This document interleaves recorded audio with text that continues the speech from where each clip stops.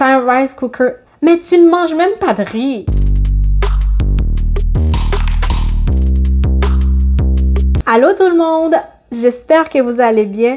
Pour la vidéo d'aujourd'hui, je partage avec vous 10 choses que vous n'avez pas besoin dans votre cuisine ou 10 choses que vous avez besoin de vous débarrasser. Numéro 1, les choses que vous n'aimez pas. C'est aussi simple que ça. Vous avez ce vieux rack à vaisselle qui vous donne des migraines juste en pensant. Celle qui est si difficile à laver que à chaque fois vous le voyez en fait, you cringe.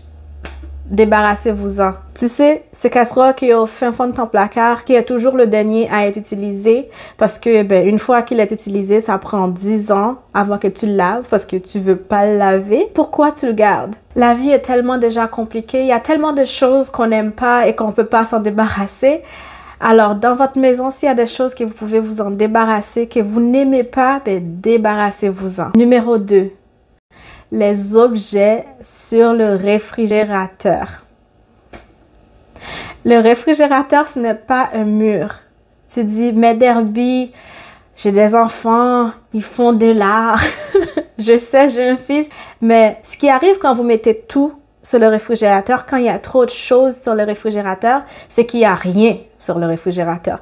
Qu'est-ce que je veux dire par là? C'est que il n'y a rien qui stand out, il n'y a rien qui ressort du lot parce qu'il y a tellement de choses que vous vous rappelez même plus qui et quand ça a été fait. Vous vous rappelez même plus pourquoi vous les gardez en fait. Alors que si vous faites le tri, vous gardez juste quelques-uns de ces photos, de ces dessins et que vous les mettez sur un mur, soit dans la chambre de vos enfants, soit dans un mur dans le salon, dans la salle à manger. C'est beaucoup plus agréable. Vous allez vraiment prêter attention à ces œuvres d'art. Numéro 3, le serving dishes et les serving plates, la belle vaisselle que vous gardez pour quand vous avez des invités. Je pense il y a quelques années, j'ai réalisé que je travaillais pour acheter de la belle vaisselle pour quand j'ai des invités. Alors, je vivais pour les occasions parce que je pouvais sortir ma belle vaisselle. Pourquoi tu n'en profites pas de tes belles assiettes? Pourquoi tu n'en profites pas de tes belles plats? Que vos belles assiettes que vous avez qui sont tellement jolies mais qui ne vont pas dans la lave-vaisselle. Puis à chaque fois vous avez des invités, ça vous prend 2 jours à faire la vaisselle parce qu'il y a de l'or dessus ou de l'argent puis vous ne pouvez pas mettre ça dans la lave-vaisselle, vous ne pouvez pas scratcher ça. Utilisez-les pour vous. Quand vous faites le souper en famille, mettez ces belles assiettes-là sur la table, utilisez-les pour vous puis débarrassez-vous de celles qui sont moins belles ou débarrassez-vous de celles qui vous donnent plus de troubles pour être lavées.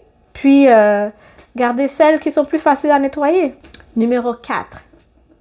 De la vaisselle en extra. Là, on parle beaucoup de vaisselle parce qu'on parle de la cuisine. Et dans la cuisine, qu'est-ce qu'on trouve sur le comptoir, partout, dans les tiroirs, dans les placards? C'est de la vaisselle. Débarrassez-vous de la vaisselle que vous avez en extra. Chez nous, on est 2 adultes et un enfant. J'avais 12 assiettes. 12. Pourquoi? Je ne sais pas. Ce qui arrive, c'est qu'on a tout en extra. On a tellement de vaisselle que parfois, dans une journée, on doit partir le lave-vaisselle 2 fois. Je n'ai pas d'énergie pour faire la vaisselle, pour partir le lave-vaisselle 2 fois dans la journée. Ce qui veut dire que si je le pars 2 fois dans la journée, il faut que je le vide 2 fois dans la journée. J'ai pas d'énergie pour ça. Je pense que la chose la plus triste parfois pour moi, c'est quand mon fils veut jouer et que moi, je dois faire la vaisselle. Tu sais, maman, viens jouer. Et puis moi, il y a tellement de vaisselle sur le comptoir. Je suis en train de faire la vaisselle, en train de faire le ménage parce qu'on a tellement de choses dans la maison. Alors que mon fils, qui a 2 ans et demi et qui n'aura pas tout le temps 2 ans et demi, je peux pas jouer avec lui. Je me débarrasse de tout ce qui est surplus, tout ce qui va me voler de mon temps avec mon fils, avec mon mari, mon temps pour faire les choses que j'aime. Et ça, on commence dans la cuisine. Numéro 5. Les pans, les pots, les casseroles, les chaudrons, je sais pas, toutes les grosses choses que vous cuisinez, dans lesquelles vous cuisinez là, comment on les appelle. Il y a tellement de noms. Mais vous avez combien de ronds sur votre four? Il y en a 4. Pensez-y un moment. OK, je ne veux pas dire que vous devriez en garder seulement 4. Ce que je veux dire, c'est que vous en avez plein. Et parfois, il faut aller fouiller dans votre placard pour trouver celui que vous voulez utiliser parce qu'il y en a tellement que vous n'avez même pas de place. En fait, pas parce que vous n'avez pas de place. Vous avez trop. Vous avez trop de casseroles, trop de chaudrons. Il y en a plein qui n'ont même pas de couvercle. En fait, commencez par vous débarrasser de ceux qui n'ont pas de couvercle et que vous ne voulez pas utiliser. Numéro 6. Les bols en plastique. Ah, les bols en plastique. J'en ai pas beaucoup, les bols en plastique. Je m'en suis débarrassée de la grande majorité de mes bols en plastique. Je pense qu'il m'en reste 2 ou 3. Et cela, c'est vraiment juste pour les restants, les leftovers. La chose que j'ai trouvée, en fait, c'est de les organiser avec leur couvercle. Fait que je les organise avec leur couvercle, un par-dessus l'autre. Parce que quand vous les organisez comme ça, vous pouvez en mettre 2 ou 3 ou 4 max. Fait que commencez par prendre tous ceux qui ont leur couvercle, organisez-les. Et puis, tous ceux qui n'ont pas de couvercle, on commence par s'en débarrasser. Parce que cette vidéo, c'est vraiment pour se débarrasser. C'est des choses qu'on n'a pas besoin dans la cuisine. Alors, les bols en plastique, surtout ceux sans couvercle, on n'a pas besoin de ça dans la cuisine. Numéro 7.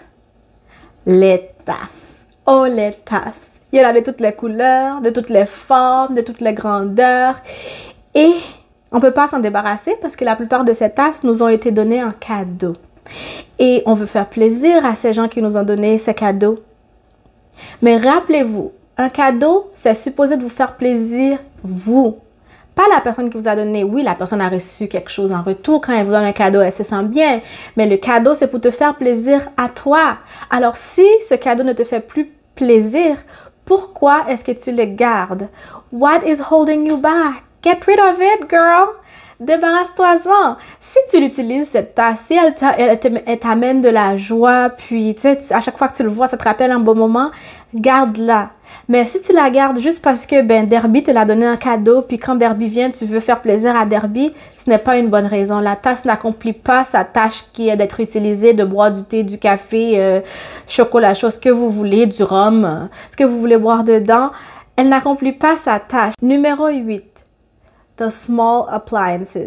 Les petits électros, je ne sais pas comment on dit, mais vous avez le rice cooker, vous avez le gaufrier, vous avez le panini maker, vous avez le air fryer, il y a quoi d'autre? Vous avez le bread maker, vous avez la friteuse, et il y en a plein d'autres. Vous avez 2-3 blenders, tu as une mijoteuse et tu as un Instant Pot.